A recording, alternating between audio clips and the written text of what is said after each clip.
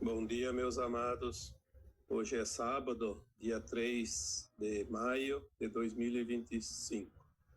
Vamos aqui trazer mais uma série de assuntos, porque nas últimas semanas houve bastante questionamento sobre temas abordados nos vídeos anteriores. Eu gosto de, antes de passar para temas novos, sempre deixar bem esclarecido todas as dúvidas que vocês que me acompanham aqui trazem, porque não é só passar esclarecimentos, informações e ignorar os resultados. Nós aqui nos importamos com as dúvidas e com os anseios de todos vocês que seguem este canal. Ultimamente temos recebido cada dia mais questionamentos, perguntas, e nem sempre é possível responder abaixo da questão, porque a resposta exige um tempo maior. Então trazemos, sim, que são assuntos que interessam a todos. E hoje nós vamos trabalhar um pouquinho sobre a lei do retorno. Num áudio anterior, e também em outras oportunidades, em alguns meses e anos passados, já dissemos que é preciso entender, compreender a lei do retorno, porque sem isso fica um espaço vazio muito grande entre a causa de um problema e a resposta que temos que dar, ou a solução deste problema. Essas lacunas, elas atrasam um pouco a nossa evolução e a nossa ascensão. Quando nós compreendemos a lei do retorno, fica mais fácil compreender aquilo que nós consideramos problemas, dificuldades, tarefas, mudanças que precisamos fazer a fim de atingir a frequência da nova Terra, pois agora estamos próximos do grande final de um ciclo longo que durou desde a existência da humanidade neste planeta Terra. É o momento mais precioso e mais importante desta humanidade.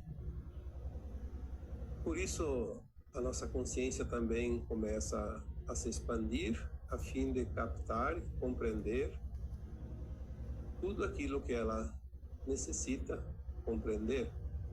Porque sem a compreensão não há mudanças, não há aceitação. A lei do retorno não é somente receber de volta aquilo que nós fizemos de mal. Muitas pessoas dizem, então você fez o mal para alguém, vai receber. Sim, é verdade. A lei do retorno traz tudo de volta para quem soltou alguma coisa, seja um pensamento, seja uma ação, seja uma reação, seja um sentimento, qualquer coisa, porque tudo é energia e tudo é energia em movimento.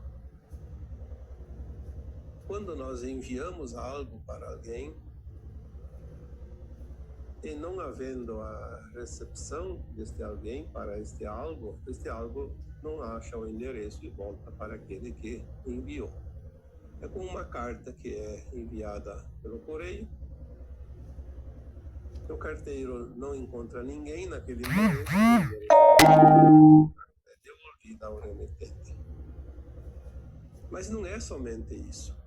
Isso é redundância demais para ficar apenas nesta possibilidade. A lei do retorno tem muito mais abrangência do que se possa imaginar. Por exemplo, se numa vida passada eu não aprendi uma lição, apareceu a oportunidade, ou mesmo nesta vida, Apareceu uma oportunidade e eu não aprendi a lição, perdi a oportunidade por não ter interesse, por procurar a lei do menor esforço, os atalhos do caminho, como se diz. A lei do retorno possibilita que esta oportunidade retorne mais adiante, para que eu não perca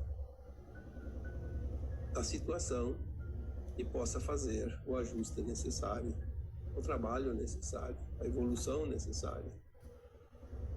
Muitas vezes, em vidas passadas, nós nos encontramos com certas situações ou com certas pessoas e não fizemos o dever de casa. Então, numa outra vida aparece a oportunidade para que possamos concluir aquela tarefa, aquela missão, aquele resgate, aquele aprendizado, enfim, para que possamos dar continuidade àquele aprendizado. É como numa escola. O aluno foi mal numa prova, num semestre, num bimestre. Na outra parte, se é um semestre, no segundo semestre, se é um bimestre, nos demais bimestres, se é uma prova, nas demais provas, ele tem possibilidade de melhorar a sua nota, o seu aprendizado. É sempre assim. A lei do retorno traz as possibilidades que perdemos em alguma oportunidade passada. Eu vou aqui até para responder uma outra questão, dar um exemplo bem claro, bem típico. Nós recebemos aqui na verdade é um questionamento.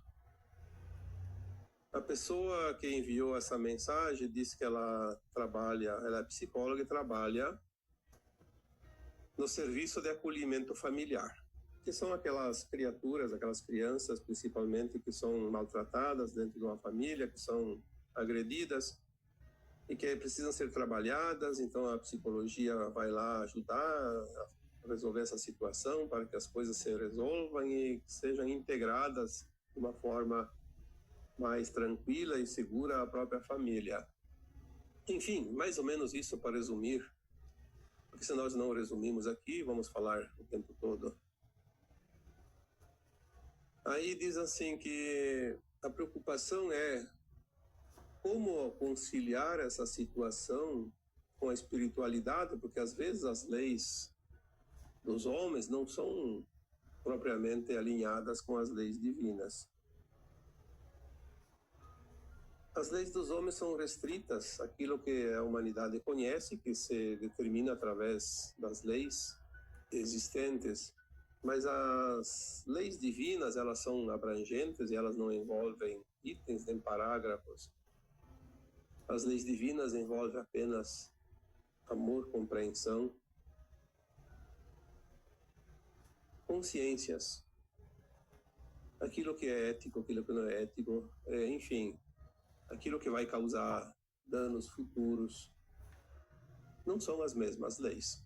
Obviamente, quem trabalha com isso e tem o entendimento das leis divinas se preocupa. Porque se nós temos aqui um poder, uma autoridade para resolver situações, não podemos esquecer que há uma lei maior, porque se nós infringirmos essa lei, seremos responsabilizados mais adiante pelos nossos atos. Por isso eu achei muito importante trazer aqui essa orientação.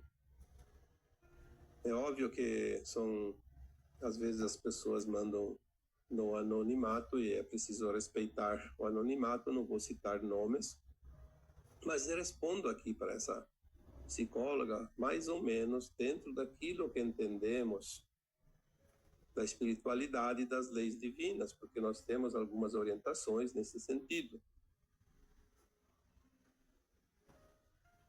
Vamos usar isso na prática cotidiana.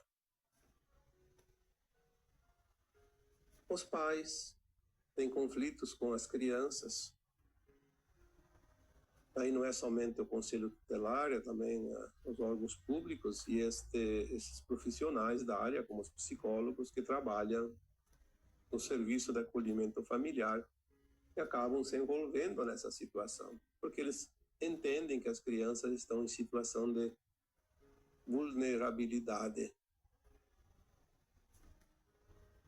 Mas se nós entendemos que ali são almas, claro, a criança é criança, tem que respeitar o seu estágio na forma humana. Nós dissemos aqui tantas vezes que as crianças são independentes dentro da lei divina, pelo seu livre-arbítrio, a partir dos 14 anos. Até os 14 anos ela ainda não é livre ou não tem a responsabilidade das suas escolhas. Ela ainda está aprendendo, porque é assim que funciona a reencarnação. Um reaprender. Por isso temos a primeira infância, a segunda infância, 7, 14 anos. A partir dos 14, a alma é responsável, sim. Ela tem o livre-arbítrio pleno. Embora a lei dos homens mude essas idades para dizer que ela é responsável ou não, que é maior ou menor de idade, isso não importa. Importa que na lei divina, aos 14 anos, a alma faz as suas escolhas com responsabilidade. Mas até os 14 anos é preciso sim que tenha. Por isso a família é o primeiro habitat desta alma que reencarna. Os pais são responsáveis, porque eles assumiram essa responsabilidade antes de encarnar. Todos combinaram a família. A família é uma combinação de um plano coletivo de almas. Como dizia o Chico Xavier, eu gosto de repetir isso, na reencarnação ninguém era de endereço. Existe sim a negligência dos pais, que são os responsáveis. Em muitos casos há negligência. Isso tudo vai custar caro perante as leis divinas, independente se as leis dos homens são aplicadas ou não. Mas o que existe nestes casos, e aqui eu vou responder para esta psicóloga, um fato que é preciso compreender, e está dentro da lei do retorno. Quantas vezes nós falamos aqui? A família é um laboratório de almas, onde as arestas não aparadas no passado têm a oportunidade de serem aparadas agora. Pela lei do retorno, obviamente. Aquelas almas conflitantes de vidas passadas, os desafetos de vidas passadas, no além-túmulo entendem a vida porque vão para a quarta dimensão, as suas consciências estão acima da terceira dimensão, enquanto encarnadas. E lá a alma faz uma autoavaliação, reconhece as suas falhas, os seus erros, os seus acertos e faz um novo plano encarnatório para conseguir avançar na evolução desta alma. E muitas vezes os reencontros no plano astral entre desafetos de vidas corpóreas sentem a necessidade de se agrupar e trabalhar e refazer a sua história de uma forma mais harmoniosa. Lá todo mundo entende, todo mundo fica feliz e sabem da grande oportunidade que vão ter numa encarnação a seguir de corrigir os seus caminhos, as suas ações, harmonizar aquilo que foi desarmonizado. E como a lei divina é sábia, ela permite que as almas, ao reencarnar, esqueçam das vidas passadas, aquilo que nós chamamos do véu do esquecimento, para não interferir nas novas lições. Se não houvesse o véu do esquecimento, as almas encarnadas estariam sempre repetindo a mesma coisa. Não avançariam 1 metro na sua caminhada, porque está tudo fácil, está tudo bem, só que não fazem nada de novo. E nós estamos aqui para co-criar constantemente. A cada vida, a cada encarnação, co-criamos e criamos um personagem novo, diferente, para experienciar tudo aquilo que essa escola de almas possa oferecer, dentro da dualidade das polaridades, dentro das provas e expiações, da cocriação na luz, na cocriação nas sombras. Porque é isso que as almas vieram aqui fazer. A lei do retorno permite esses reencontros. Reencontro de almas dentro de uma família. Depois que entendemos isso, podemos entender que há reencontros também fora das famílias, com vizinhos, dentro do trabalho, na escola, na igreja, em todos os lugares. Dentro de um país, de uma comunidade, de um bairro, uma rua. Enfim, aqui vamos falar da família, depois cada um interpreta também no alargamento das possibilidades de acordo com a sua experiência, com o seu conhecimento. Normalmente, nesses reencontros em família, nós temos o véu do esquecimento, mas nós temos a parte da nossa consciência chamada de subconsciente. O subconsciente é o conhecimento das vidas anteriores a esta, mas que está lá numa caixinha guardada, sem poder mexer muito, porque senão não fazemos as novas experiências. Vivemos esta vida corpórea até o fim, e ao desencarnar, a alma coloca a nova experiência desta vida lá naquele arquivo subconsciente. É como abrir um programa de computador, fazer a atividade do dia e no final do dia acrescentar naquilo que já estava feito até no dia anterior.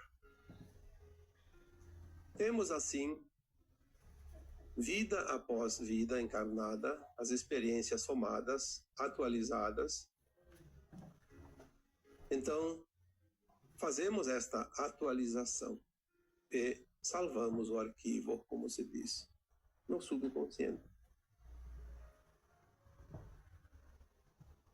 Nós temos vagas lembranças de vidas passadas.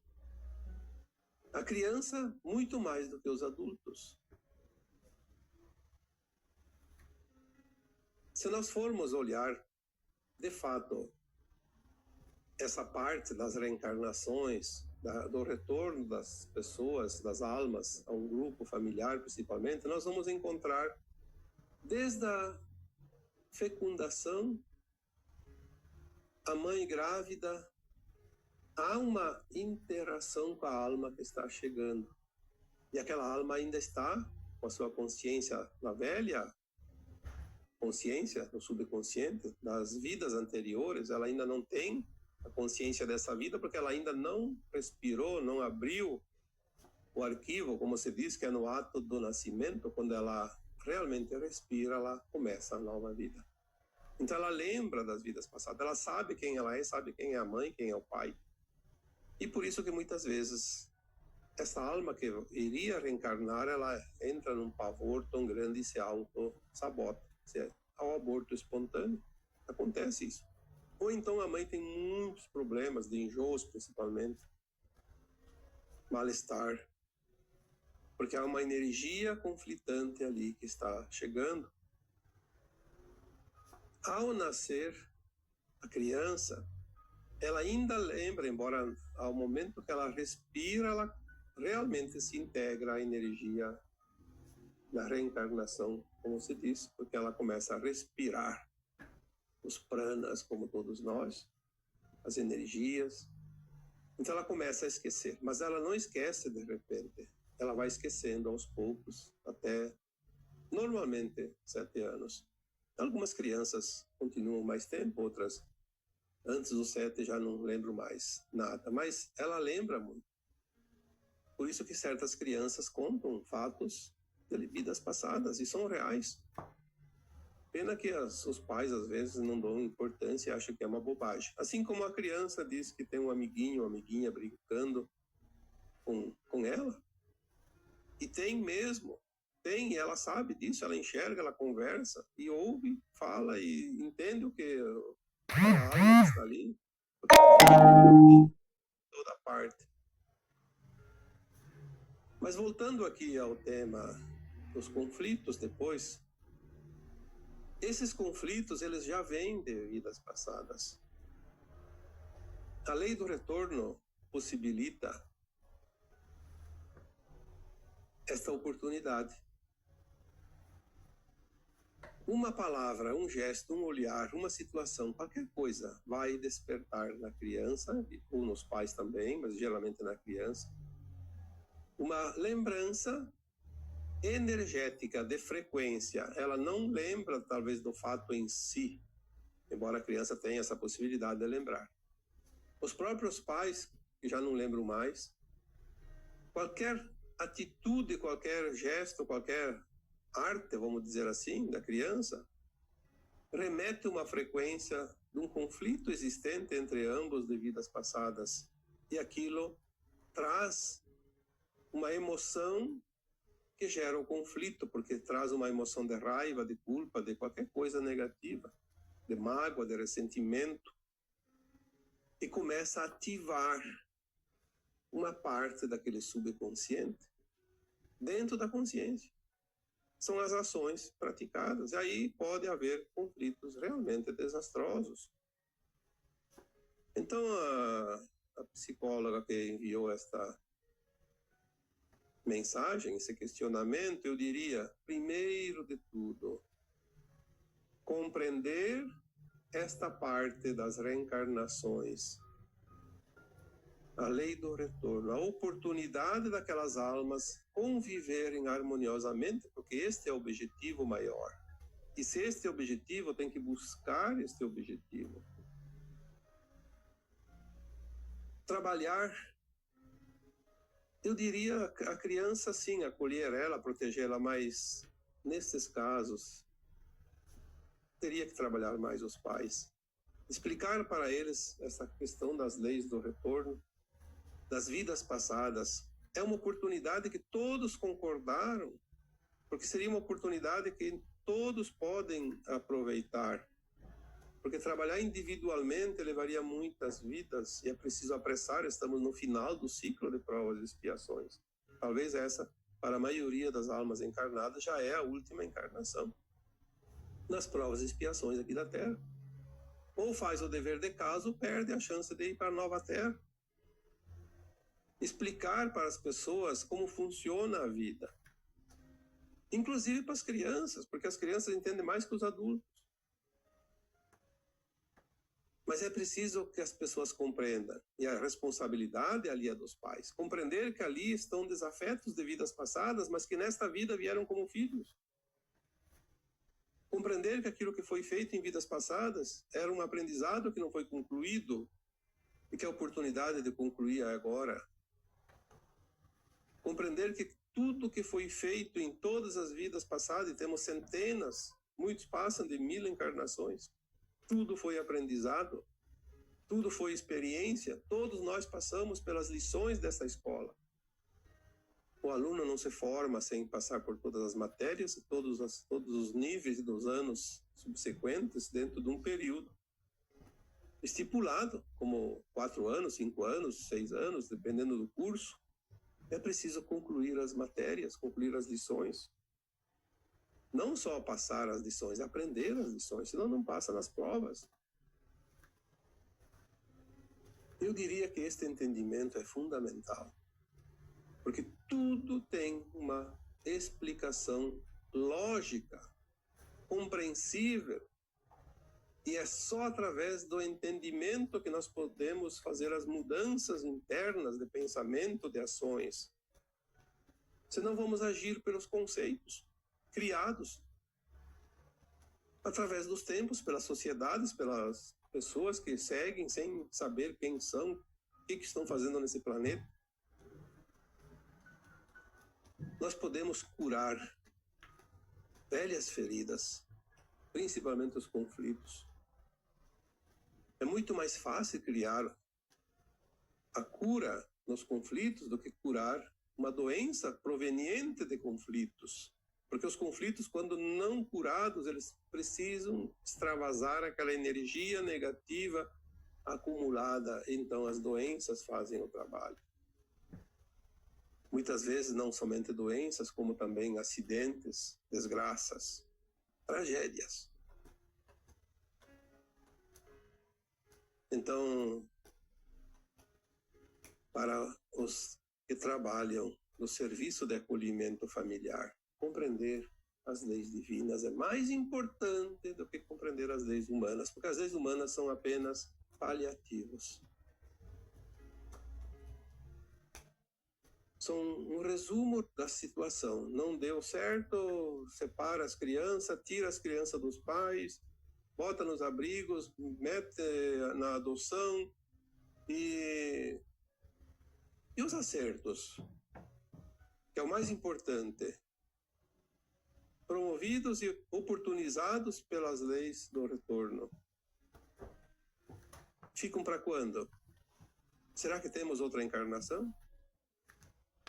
Pelo que eu sei, não. Todos os que estão encarnados no momento na Terra é a última oportunidade. Existem 2 caminhos ao final desta vida. Quando cada alma desencarna, está pronta, conseguiu resolver todas as pendências, vai para a nova Terra, faz a ascensão. Não está pronta, não tem frequência, vai para um planeta ainda de provas e expiações, até concluir a evolução e atingir a frequência de um mundo mais elevado. Seria uma pena. Vamos pensar nas oportunidades. Há maneiras, e a única maneira é o esclarecimento. Não há forma. Eu não vou aceitar algo que eu não compreendo e nem você. Então não vamos cobrar dos outros também.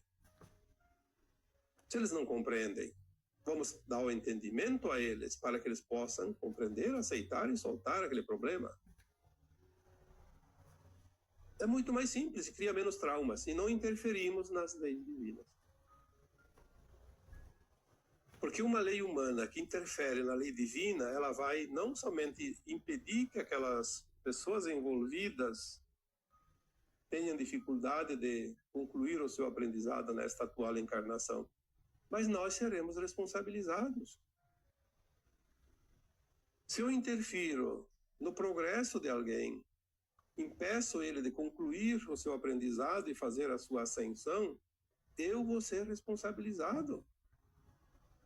Porque eu não tenho o direito de interferir na lei divina. Aí as pessoas dizem, mas eu estou amparado pela lei dos homens. Sim, a lei dos homens pode te dar a liberdade, como pode também te tirar a liberdade em situações opostas. Mas elas nem sempre fazem a justiça certa. Nós temos que saber que existe uma outra lei, muito acima, e esta sim é soberana. É claro que se nós fizermos as coisas com a intenção do bem, a responsabilidade é muito pequena, porque tudo está na intenção. Então eu não entendo nada das leis divinas, eu vou lá e tento conciliar para que a pessoa, que a criança fique com a família, porque é lá que elas têm que estar. Elas fizeram esse plano de algo. Mas eu não entendo nada das leis divinas, então vou conciliar, não deu certo, então vem a lei dos homens e separa as crianças dos pais. Mas a intenção minha era ajudar, então eu não sou tão responsável como certas pessoas que não se preocupam. Parece que tem gente que não tem sangue, não tem emoção. Cumpriu a lei e está satisfeito. Mas e aquelas criaturas que sofrem? Fez algo para tentar diminuir o sofrimento? É preciso pensar nisso. Nós temos uma consciência, e essa consciência é a nossa própria alma. E é ela que é tudo o que nós somos. O corpo tem a duração de uma vida corpórea.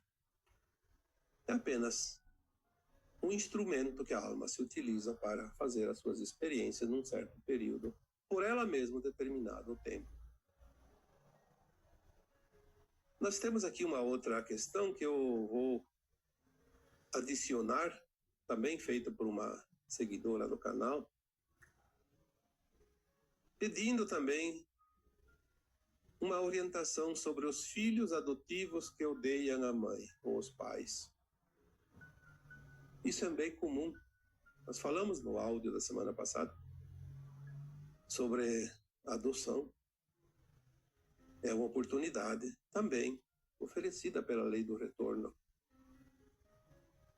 Quando os filhos odeiam a mãe, ou os pais, ou só o pai, ou mesmo quando eles não odeiam claramente, mas são muito rebeldes, eles têm dentro deles aquela lembrança, aquela memória, dentro do seu subconsciente, das vidas passadas. Nós falamos que os filhos adotivos, normalmente, não é sempre, existem exceções de regra, mas na maioria dos casos, os filhos adotivos são filhos nossos, os pais que adotam, são filhos de vidas passadas que foram rejeitados. Não importa a razão. Foram rejeitados. Às vezes nem foram abandonados, mas foram maltratados. Enfim, é uma oportunidade de fazer diferente. Quando há essas memórias ativadas, a mãe ou o pai diz uma palavra mais ríspida, mais dura, ou uma situação qualquer, faz com que o subconsciente emita uma informação para a consciência daquele filho, daquela filha, ou mesmo para todos, para os pais inclusive, num conflito existente daquela outra vida onde houve o problema, a causa. E aí linka aquela frequência e aquela frequência cria uma força que envolve aquelas pessoas ali no momento e cria-se um estado de desconforto, de tumulto, de intriga, de discussão, uma guerra, vamos dizer assim, entre aquelas duas, três criaturas, independente do número, pode ser apenas duas. No caso aqui, mãe e filho, por exemplo, mãe e filha. Porque remete àquela frequência daquela vida onde houve o conflito de fato. Se nesta hora uma das pessoas envolvidas, a criança às vezes não tem muito entendimento ainda, mas o adulto tem. Pelo menos o adulto devia pensar, sem falar nada. Está aqui uma alma que numa outra vida foi meu filho e ou pode ter sido meu pai e eu seu filho também, conflitante, não importa, pode ser trocadas as posições. Esse conflito é de vidas passadas, agora não há motivo para isso. Quando nós temos essa consciência, nós desarmamos aquela armadilha de frequência que engatilhou o conflito da agora. Desarmar. Quando nós entendemos isso, não há conflito. Isso poderia dizer que em qualquer situação, inclusive pessoas que não têm nada a ver com adoção, com pais e filhos, pode ser irmãos, pode ser parentes, pode ser até pessoas estranhas. Quando há um conflito, quando há uma discussão, se uma pessoa, só uma delas, pensar, mas isso aqui é coisa de vidas passadas, não é essa situação não tem nada a ver, não há razão para tanta confusão, ela corta a frequência. É como furar um balão, esvazia. Por isso é preciso compreender. E se não há discussão, mas um filho adotivo simplesmente se rebela e não quer mais saber da família, não quer se aproximar, meu filho adotivo agora se afastou e não quer mais nem conversa comigo, me bloqueou nas redes sociais, no celular, não quer conversa, simplesmente me renegou a segundo plano. Então, você pode ter a mesma forma de ação, pensar, relembrar, organizar a mente, a consciência. Esse conflito vem de vidas passadas e nós estamos aqui para nos harmonizar. Se o outro não quer, não tem problema. Eu vou me harmonizar porque eu entendo, aceito. E aí também, então, enviar amor, luz. Não alimentar o ódio, não alimentar a mágoa, o ressentimento. Envia amor, o amor dilui tudo. Mas tem que ser um amor sincero. Fazer um esforçozinho, porque quando nós compreendemos as coisas, nós conseguimos harmonizar e sentir amor. Você não vai sentir amor no momento de ódio e não compreendendo a situação. Pelo contrário, quer briga e quer alimentar e quer ir às vias de fato. Quer concluir aquela contenda. Uma queda de braço, ver quem é que ganha. Não. Ninguém vai vencer se não é na luz e no amor.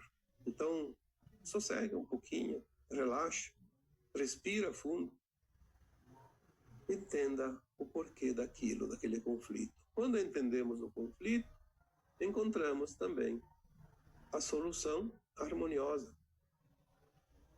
A lei do retorno possibilita essas vantagens enormes, porque nós não temos como ir lá no passado resolver um problema acontecido há centenas, milhares de anos. Mas a lei do retorno nos permite reviver situações, nós podemos corrigir o passado. Quando corrigimos o passado, transformamos o presente. Como se aquele passado não existisse mais. Porque ele simplesmente harmonizou. Quando corrigimos o passado, além de transformar o presente, nós mudamos o futuro, porque daqui em diante as coisas melhoram, porque fica menos pendências, menos conflitos, menos problemas, menos tarefas. O futuro depende do agora, o passado depende do agora. O objetivo sempre é o equilíbrio, o meio termo, o caminho do meio. O mundo de dualidade, ele existe para que nós possamos encontrar o equilíbrio. É como uma balança. Bota uma pedra muito grande num lado, ela vai baixar.